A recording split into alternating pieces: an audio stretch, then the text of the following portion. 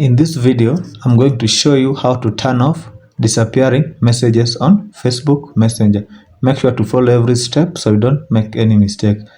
Okay, let's get started without wasting so much time. You know that in this channel, we value our viewers' time and we don't want to waste your time. Open the Facebook Messenger app by clicking on it. Now, locate the chat with the disappearing messages turned on. This chat here has disappearing messages turned on. As you can see here, you turned on disappearing messages. Messages will disappear 24 hours after they are sent. What do?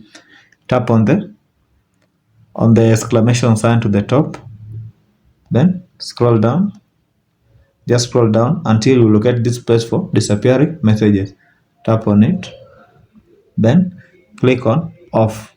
Okay, now after turning this off, disappearing message settings will be automatically turned off. If you go back, you can see now I've turned off the disappearing message settings. Thank you guys for watching. If you found help in this video, make sure to like it and subscribe to the channel for more tips like this. Until next time, peace out.